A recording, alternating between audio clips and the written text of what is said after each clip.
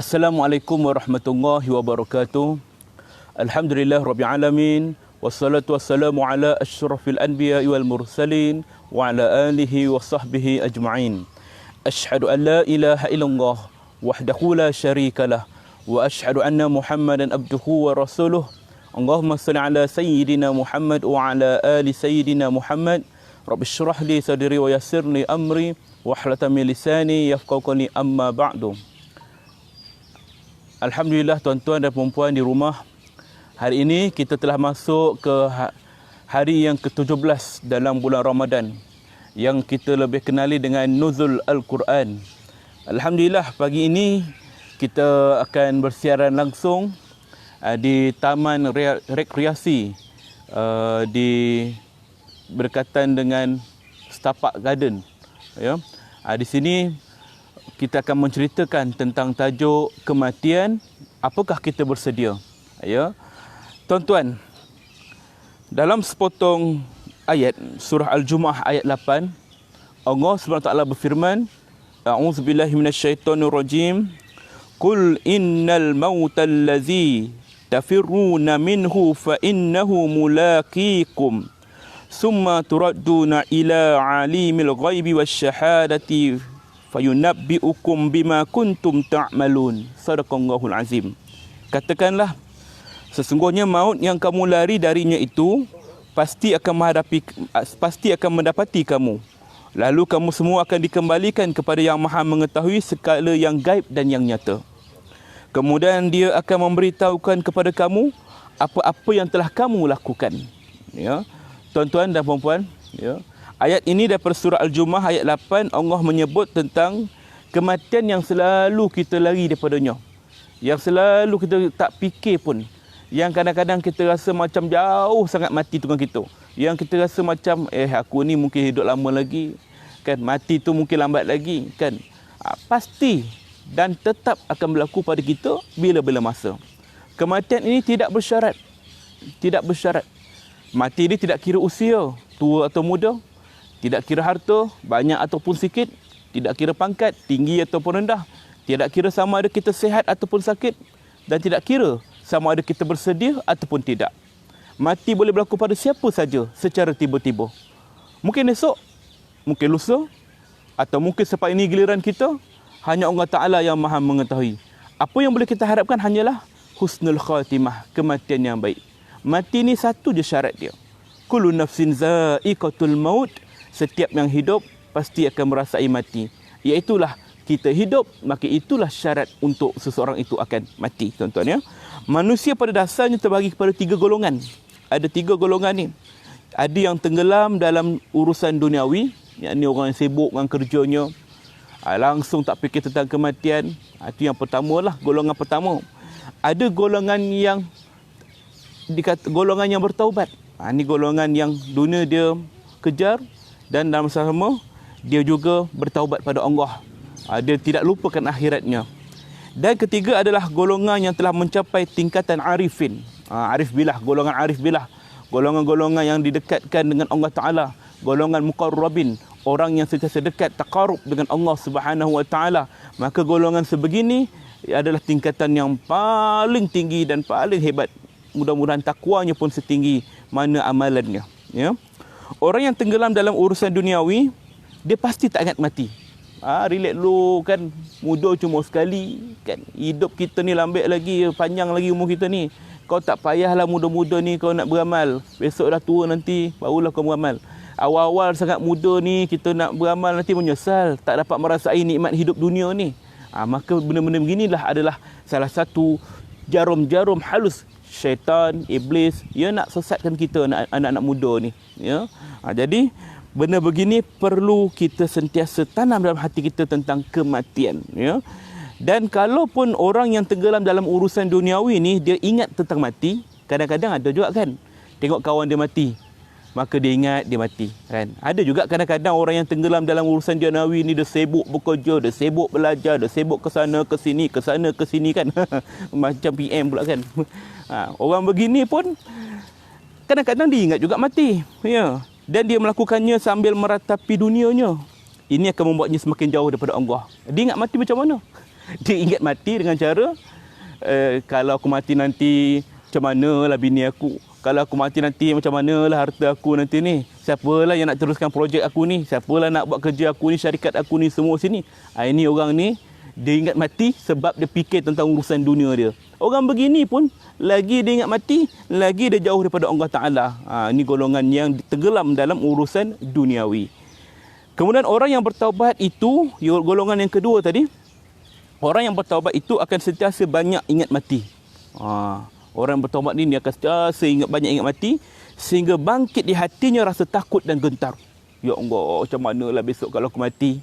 Aku ni dah lah berdosa, aku ni dah lah buat maksiat, semayang tak berapa kali sehari kan. Puasa ni pun alhamdulillah lah wajib, kalau tak wajib pun yang yuk kan. Tapi bagaimana? Bila dia ingat mati, maka dia bertaubat. Takut, gentar pada dalam diri dia. Dan ini makin menyempurnakan taubatnya. Yakni taubat ni tuan-tuan, bukan sekadar kita ni berdoa pada Allah, astagfirullahalazim. Dia mesti datangkan rasa takut dan gentar dalam hati dia tu. Ya? Boleh jadi dia merasa takut pada datangnya kematian. Tapi itu lebih didorong oleh rasa takut bahawa kematian itu akan datang dikala taubatnya dirasakan belum sempurna dan bekalnya untuk kehidupan akhirat belum cukup. Maknanya, orang yang bertaubat juga, dia perlu yakin mudah-mudahan Allah terima taubatnya. Dan bila dia yakin Allah Ta'ala terima taubatnya, dia jangan terlalu rasa macam selesa. Aku dah taubat dah kan. Dia rasa macam bekalnya untuk kehidupan akhirat tu dah cukup dah. Ini bahaya juga. Takut dia tertipu pula dengan urusan taubatnya itu. Jadi dia menyangka Allah Ta'ala terima taubatnya itu dan dia pun rasa macam dia selamat daripada segala azab siksaan Allah. Ini bahaya. Kita meyakini bahawa Allah Ta'ala terima taubat kita itu dengan cara kita berubah jadi lebih baik, tinggalkan dosa maksiat kita. Itu di antara syarat-syarat Allah terima taubat kita tadi. Ya? Maka orang begini, dia perlu menyiapkan bekalannya yang lain, yakni tambah amalan, buat itu tambah dengan zikrullah, solat taubat, solat sunat, apa saja amalan yang baik, sedekah, buat baik dengan orang kan. Ini semua. Rasa takut mati pada seorang itu seperti masih boleh dimaklumi dan ia tidak termasuk ke dalam golongan yang disebutkan dalam sabda Nabi SAW, man kariha liqa Allahi kariha Allahu liqa'ah. Barang siapa tidak suka bertemu dengan Allah, maka Allah pun tidak suka bertemu dengannya. Hadis riwayat Bukhari dan Muslim. Ya.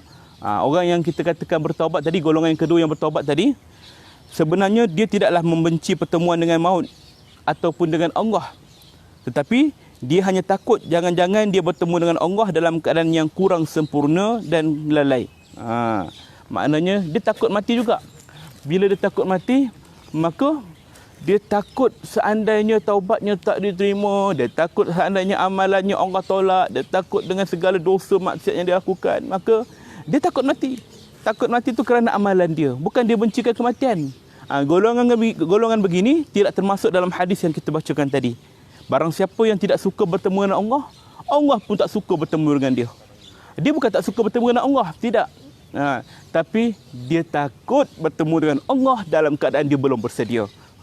Tuan-tuan ya, mudah-mudahan kita pun termasuk dalam golongan yang sebegini. Takut bertemu dengan Allah dalam keadaan kita belum bersedia. Lalu bila kita nak bersedia, entah esok, lusa, jangan ditangguh lagi. Tak payah tangguh. Berapa ramai orang yang meninggal, yang tak sempat bertaubat, tengah bercakap-cakap meninggal, tengah naik kereta meninggal, naik motor meninggal, aksiden. Itu macam-macam hal, punca-punca asbab-asbab kematian. Ni musim COVID-19 ni, berapa ramai yang dijangkiti meninggal kan. Mati ini bermacam-macam asbab. Ya, Allah boleh datangkan kepada kita, sama ada kita bersedia ataupun tidak bersedia. Lebih baik bersedia daripada tidak bersedia tadi ya. Ia laksana seorang yang terlambat bertemu dengan kekasihnya kerana sibuk mempersiapkan diri supaya pertemuan itu mendatangkan kecintaan sang kekasih. Jadi, dia tidak boleh dianggap keberatan terhadap pertemuan tersebut. Ciri khas orang yang bertaubat ialah fokus pada persiapan untuk pertemuan dengan Rabb-Nya dan mengurangi perhatian kepada hal-hal yang lain. Kalau tidak begitu, bermaksud dia termasuk orang yang tenggelam dalam urusan duniawi semata. Ada umpama orang yang bertaubat ni, ciri golongan yang kedua ni, seumpama golongan ni pasangan kekasih. Macam mana kalau kita ni kan, kita ada appointment dengan kita punya ke bini kita, girlfriend kita kan, katakanlah ya. Lepas tu kita terlambat. Ya. Kita terlambat dan kita risau macam manalah kita punya kekasih ni nanti menunggu. Mesti dia bising lah, apalah itulah inilah kan. Maka mesti dia kecewa dengan kita, mesti dia marah kat kita. Maka dalam hal ini kita bimbang dia akan murka atau marah pada kita, maka kita segera mempersiapkan diri kita supaya tidak terlambat datang untuk bertemu dengan kekasih kita tadi.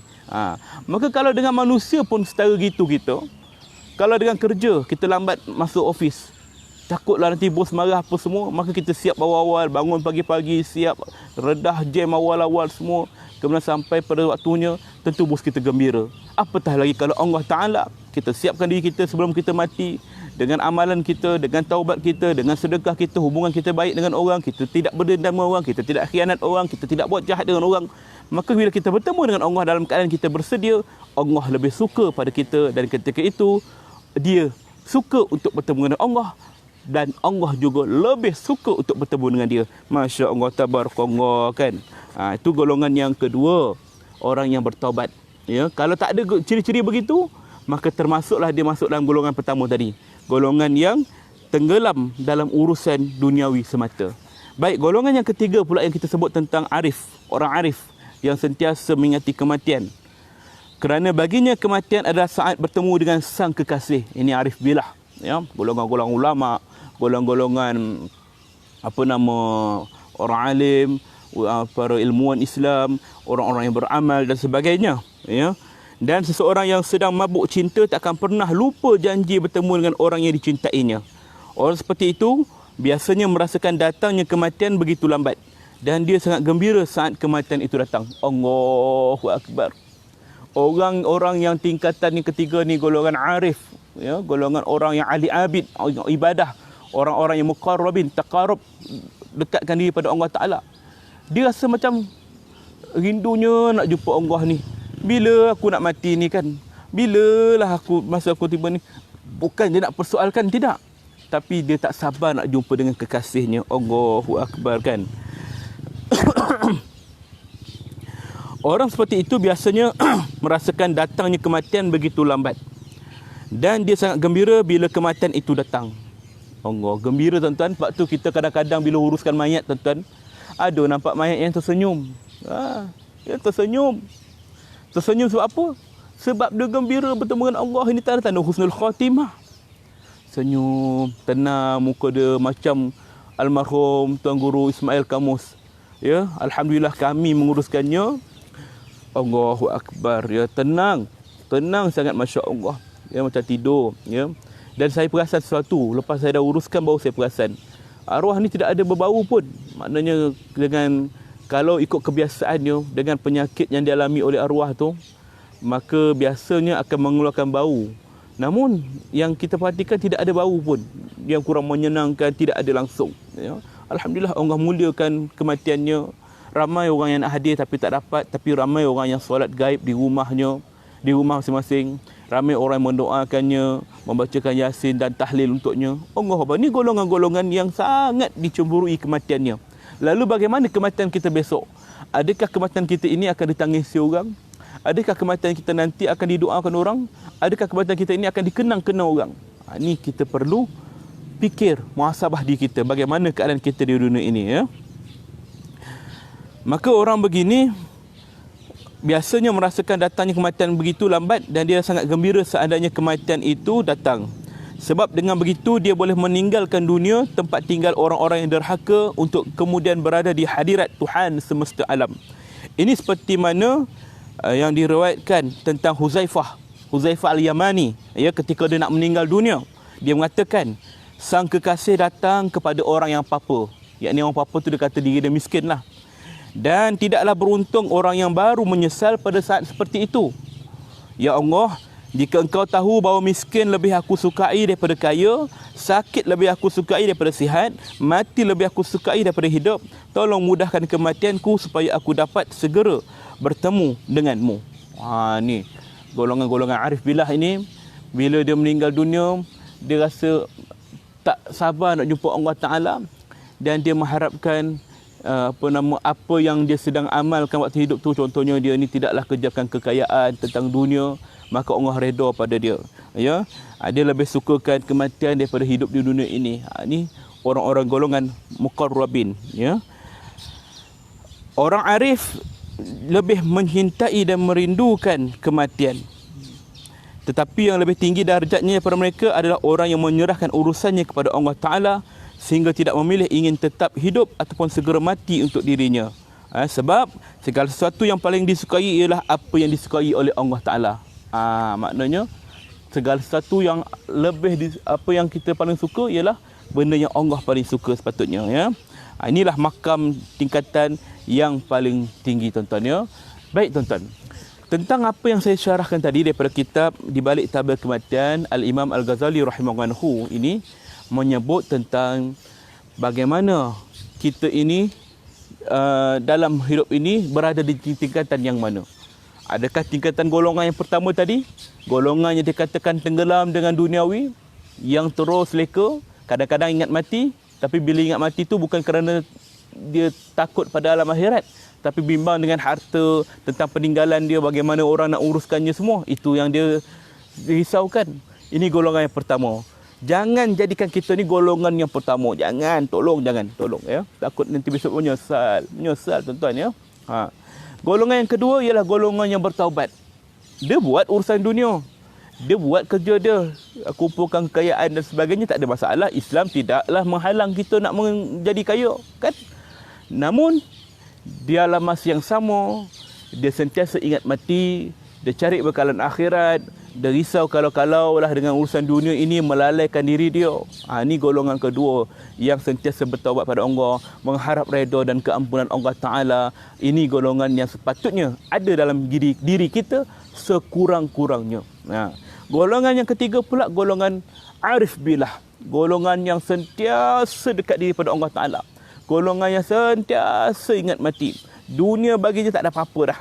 Dia kosongkan hatinya dengan dunia di hatinya penuh dengan akhirat saja.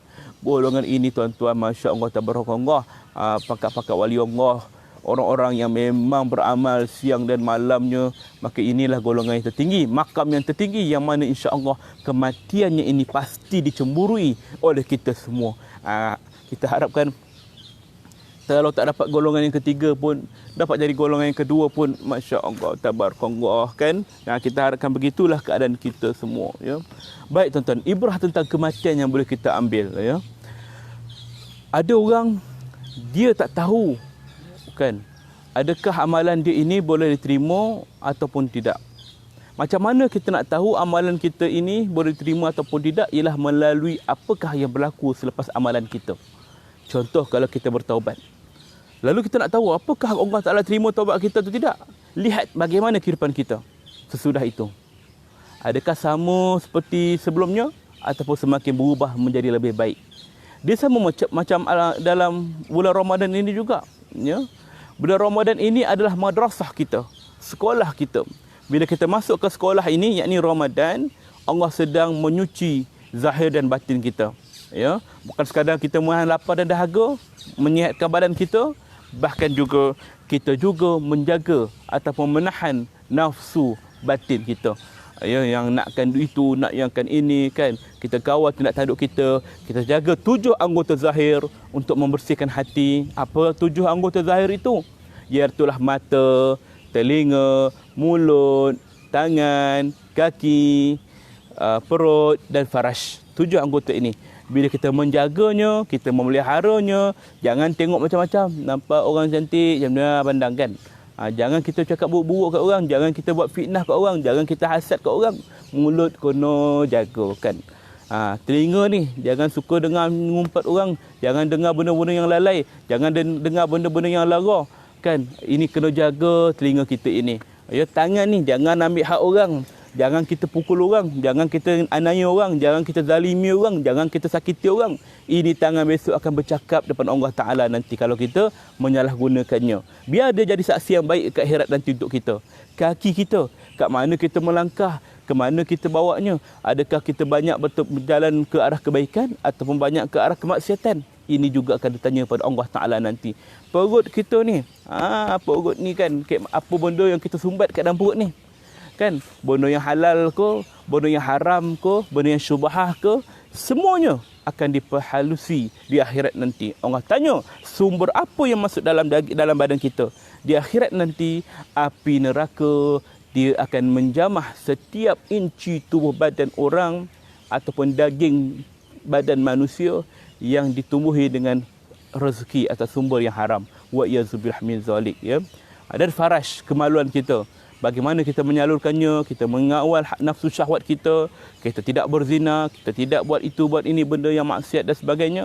Maka bila kita jaga 7 anggota ini, mudah-mudahan hati kita pun bersih, hati kita suci, hati kita telus, dan mudah-mudahan kita pun bersedia untuk bertemu dengan Allah Subhanahu wa Ta'ala dalam keadaan yang bersih, suci. Masya Allah, tabarakallah, tuan-tuan, ya. Al-Imam Al-Ghazali rahimahullah pernah menyebut tentang beberapa tanda kematian husnul khatimah. Tanda husnul khatimah, tuan-tuan. Yang pertama, antaranya ialah dia boleh mengucap kalimah la ilaha illallah. Masya Allah. Orang yang mati dapat ucap kalimah la ilaha illallah, ini satu benda yang terbaik. Confirm. Sebab apa?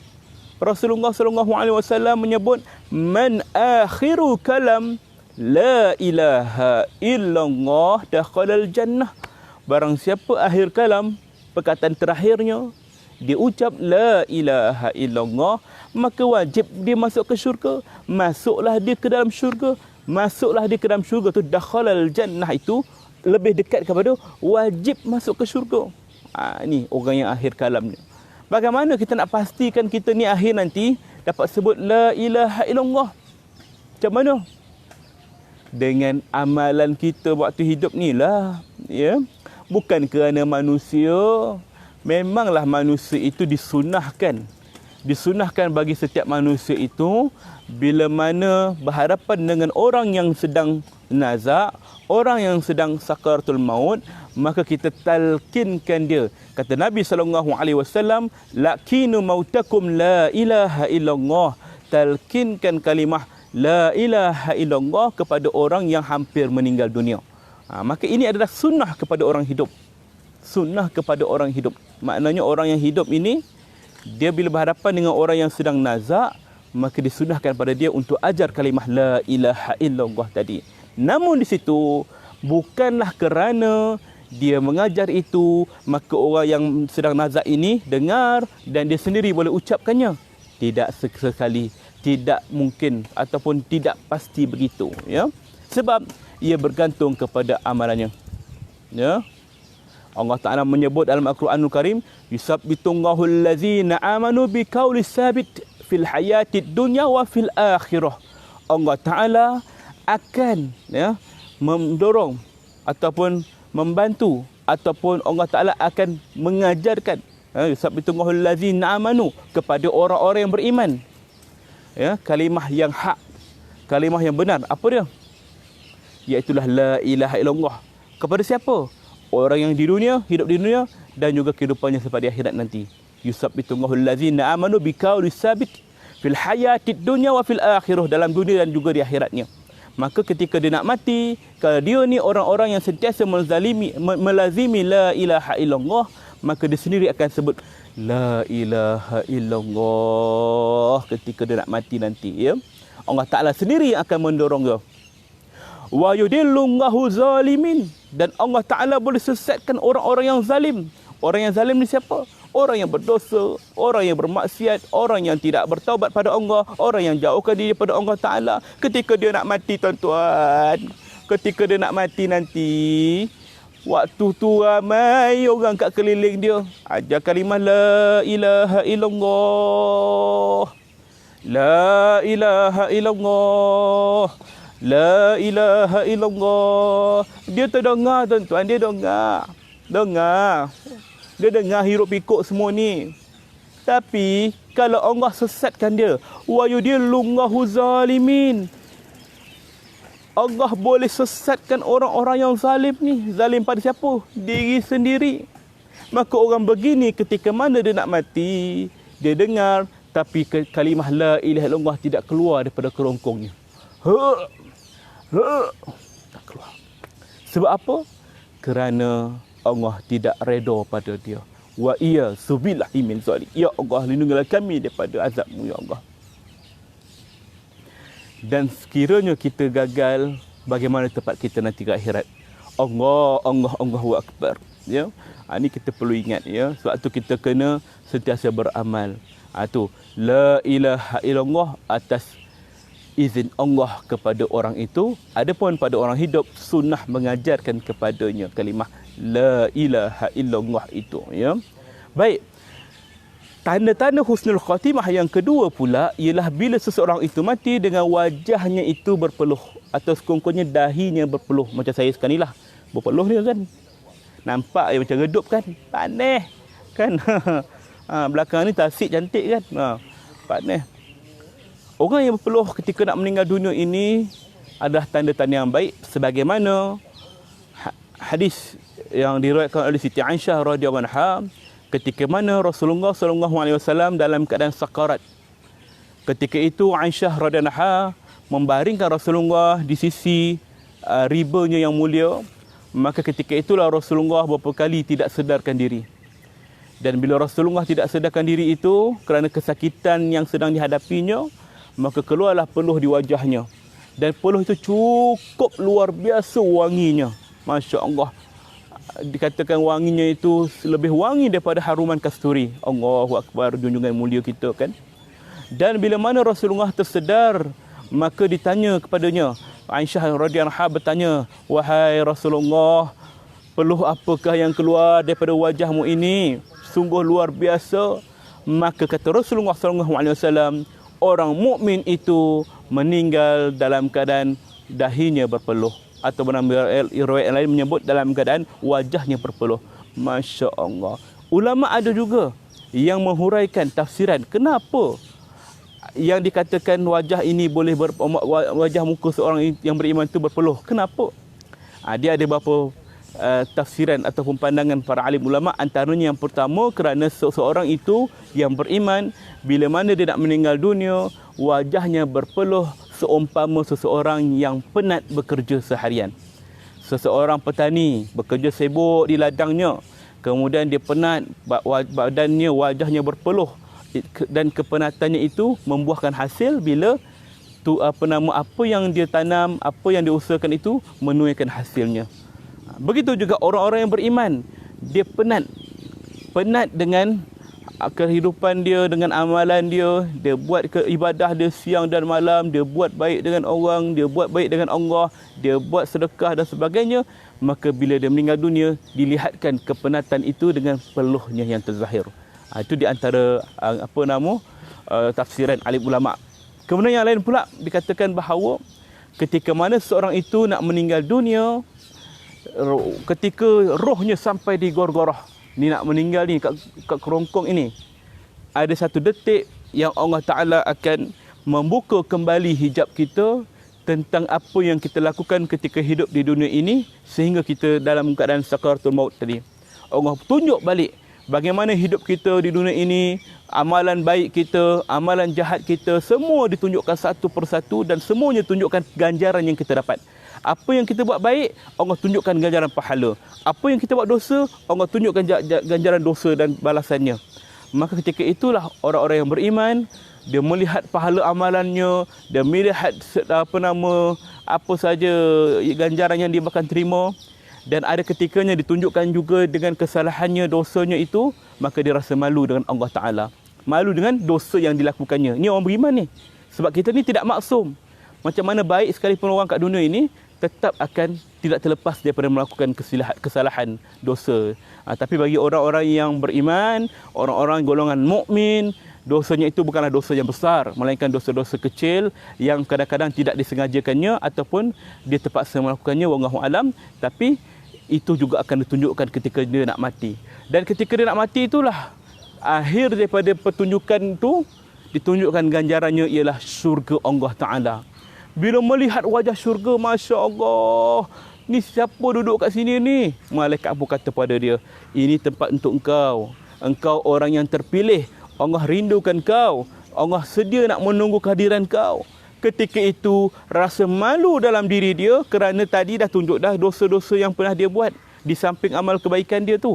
Maka ketika itu dia malu. Ya Allah, begitu besar ganjaran yang kau berikan pada aku. Begitu besar nikmat pahala ini, ya Allah. Aku malu kerana aku pernah bermaksiat kepadamu. Maka kerana rasa malu itulah menerbitkan peluh di dahinya kerana merasa malu dengan dosa-dosa yang dilakukan kepada Allah Ta'ala. Ini pendapat yang kedua. Kenapa wajah seorang itu berpeluh ketika sedang menghadapi sakaratul maut. Masya Allah, tabarakallah tuan-tuan ya. Ini dua di antara tanda husnul khatimah yang perlu kita ketahui ya.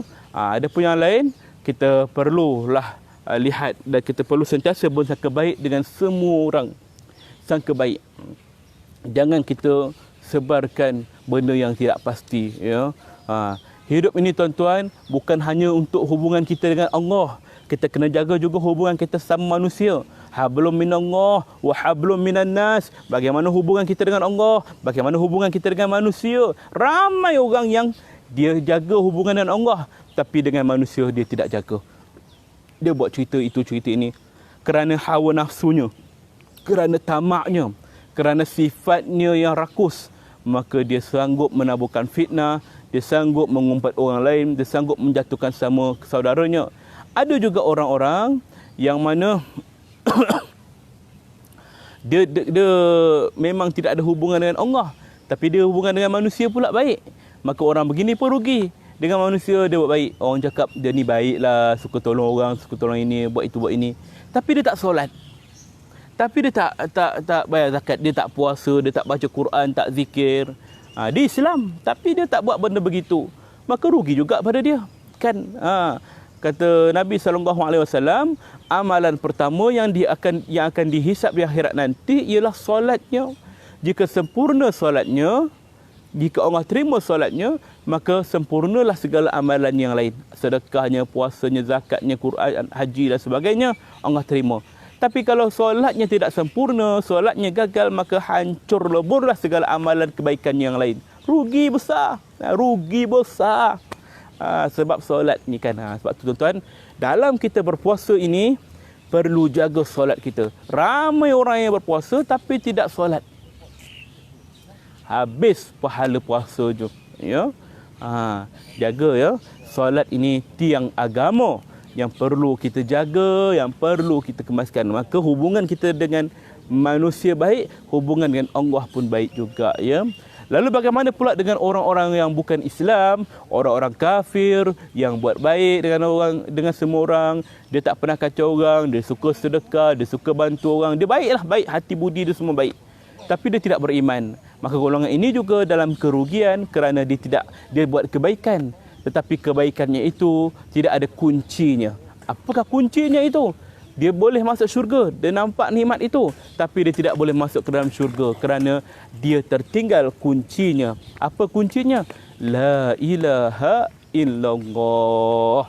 Tiada Tuhan selain Allah. Dia tidak beriman, maka termasuklah dia dalam golongan ahli nar. Wa iyyazubillah min zalik.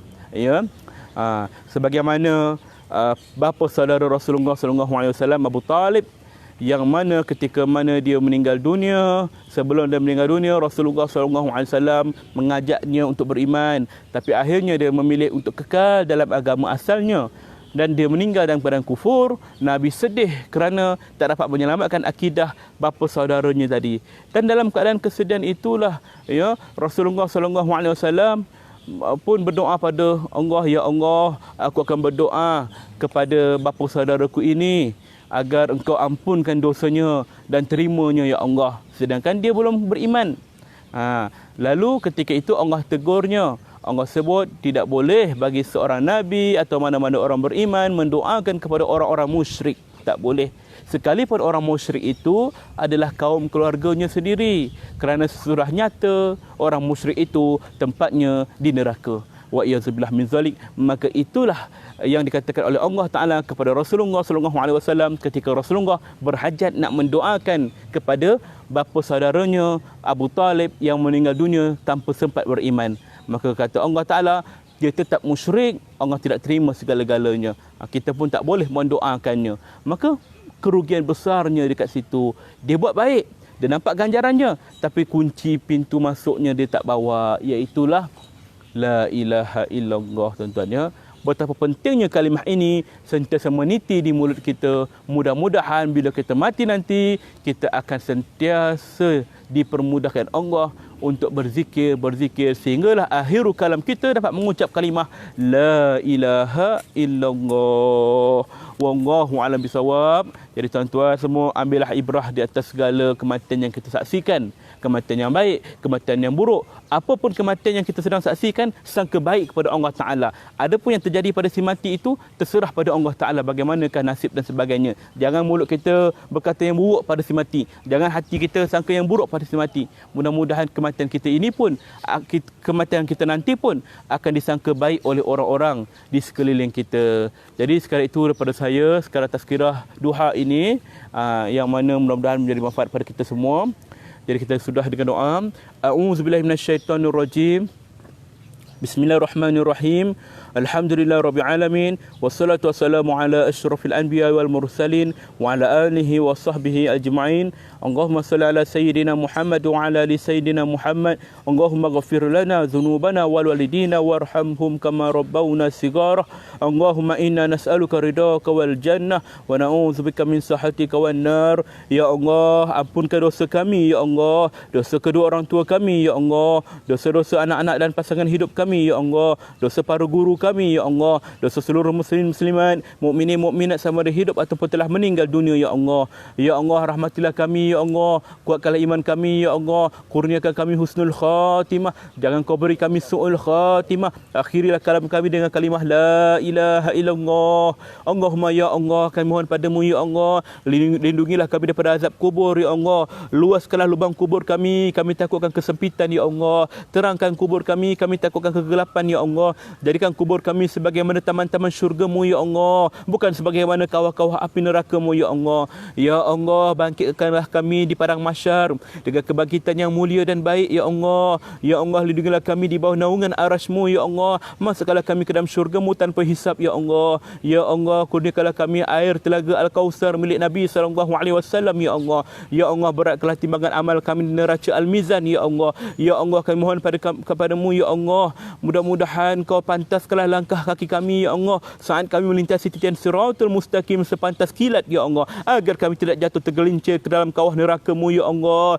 Kami tidak sanggup duduk dalam neraka-Mu walaupun sedetik ya Allah, kami tidak sanggup dekat dalam neraka-Mu walaupun sebatu ya Allah. Tempatkanlah kami ke dalam syurga-Mu yang tertinggi, syurga yang didiami oleh para nabi, para rasul, para siddiqin, para syuhada dan orang-orang saleh. Walaupun kami tahu, kami sedar kami tak layak pun bersama mereka ya Allah, darjat kami di sisi mereka seumpama debu di kaki mereka ya Allah, tapi sesungguhnya inilah pengharapan kami kepada gedung rahmat-Mu ya Allah. Ya Allah, ya Allah. Allahumma barik lana fi syahri Ramadan. Allahumma barik lana fi syahri Ramadan. Allahumma barik lana fi syahri Ramadan wa balikna lailatul qadr wa balikna lailatul qadr wa balikna lailatul qadr. Ya Allah, berkatilah kami dalam bulan Ramadan dan sampaikanlah kami, temukanlah kami dengan malam Lailatul. Ya Allah, khimuh ridha-Mu ya Allah. Rabbana zalamna anfusana wa in lam taghfir lana wa tarhamna lanakunanna minal khasirin. Rabbana la tuzigh qulubana ba'da idh hadaytana wa hab lana min ladunka rahmah innaka antal wahhab. Rabbana hab lana min azwajina wa dhurriyyatina qurrata a'yun waj'alna lil muttaqina imama. Rabbana atina fid dunya hasanah wa fil akhirati hasanah wa qina azabannar wa qina azabannar wa qina azabannar. Subhana rabbika rabbil izzati amma yasifun wa salamun alal mursalin walhamdulillahi rabbil alamin. Taqabbal minkum tuan-tuan semua. Jangan lupa kita like page saya Ustaz Rafi Zainal Undertaker dan juga skuad pengurusan jenazah Malaysia, dan juga boleh follow di Instagram dan boleh subscribe di YouTube kami. Wallahu a'lam bishawab. Minta ampun, minta maaf sebarang kekurangan, kekilafan dan sebagainya yang kurang baik. Wabillahi taufiq wal hidayah. Assalamualaikum warahmatullahi wabarakatuh.